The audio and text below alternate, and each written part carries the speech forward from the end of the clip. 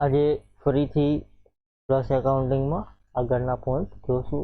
હવે ફ્રેન્ડ્સ, અહીં plus એકાઉન્ટિંગમાં dashboard છે, તો તમારે direct cell bill, receivable, purchase સાથે જોવું હોય તો તમે ડેશબોર્ડ ઉપરથી જોઈ શકો છો.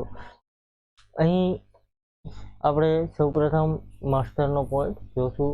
ત્યાર પછી અહીં માસ્ટરમાં જોશું તો ફ્રેન્ડ્સ એકાઉન્ટ ક્રિએટ થશે, એટલે કે આપણે જે કંપનીમાં, પાર્ટીમાં ખરીદી કરી હતી અથવા તો લે વેચ કરી હતી અથવા તો એક્સપેન્સના જે કાંઈ એકાઉન્ટ બનાવવાના રહેશે, ખર્ચ ખાતું કે આ તે જે એક્સપેન્સ હશે એ તમે તેના ખાતા બનાવવા માટે આપણે માસ્ટરમાં એકાઉન્ટમાંથી તેના ખાતા નવા બનશે. અહીં એકાઉન્ટ લેશું. ત્યાર પછી અહીં ન્યૂ આપેલું છે, અહીં શોર્ટકટ કી છે ઇન્સર્ટ, તો એનો આપણે યુઝ કરીશું. અહીં કેપિટલ એકાઉન્ટ અત્યારે નાખી દેશું. ત્યાર પછી અહીં એલિયાસ છે, એટલે કે ઉપનામ આપણે કાંઈ પણ નહીં રાખીએ. ત્યાર પછી ગ્રુપ નેમ છે, તો અહીં રાખી દેશું કેપિટલ એકાઉન્ટ. ત્યાર પછી અહીં કેપિટલ ડિટેલ્સ એન્ટ્રી છે, તો તમારે ફ્રેન્ડ્સ અહીં કેપિટલના હવાલા ડાયરેક્ટ નાખવાના રહેશે. જો તમે અત્યારે નાખતા હોય તો નાખી શકો છો. અહીં તારીખ આપી દેશું 1/4 100%, એટલે કે 100% એક જ છે વ્યક્તિ, એક જ ઓનર છે, તો અહીંયા 100% લઈ લેશું. અહીં ટેબ આપીને એન્ટર કરીશું. ત્યાર પછી સિટી નેમ છે, તો અહીંયા એડ કરીને લઈ લેશું.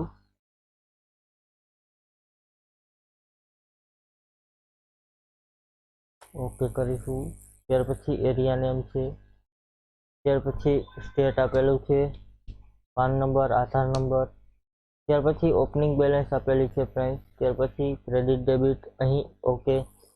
અહીં એડ્રેસ બુક નીચે તમે જોશો તો તમને TDS, ઇન્ટરેસ્ટ, એડ્રેસ બુક અને બેંક ડિટેલ જોવા મળશે. અહીંથી ઓકે કરીને ક્રિએટ કરીશું. અહીં તમે જોશો તો કેપિટલ એકાઉન્ટ આવી જશે. અહીં રામભાઈ જોશો તો અહીં રામભાઈ તમને જોવા મળશે. અથવા તમારે ફ્રેન્ડ્સ એક્સપેન્સનું એકાઉન્ટ બનાવવું છે તો અહીં ઇન્સર્ટ કરીશું. અહીં લખીશું ફ્રેન્ડ્સ ફ્રી એક્સપેન્સ. અહીં ગ્રુપ લેશું એક્સપેન્સ એકાઉન્ટ. ઓપનિંગ બેલેન્સ કાંઈ આપણે આવશે નહીં. ઓકે કરીશું. બીજું કાંઈ પણ એકાઉન્ટ બનાવવું હોય, દાખલા તરીકે અહીં તમે કોઈ પાસેથી ખરીદી કરો છો તો એ વ્યક્તિનું એકાઉન્ટ બનાવવું હોય તો તમે એને બનાવી શકો.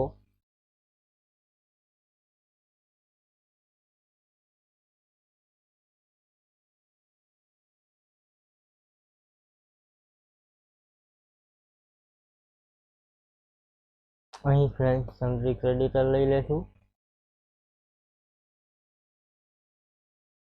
સ્ટેટમાં ગુજરાત લેશું.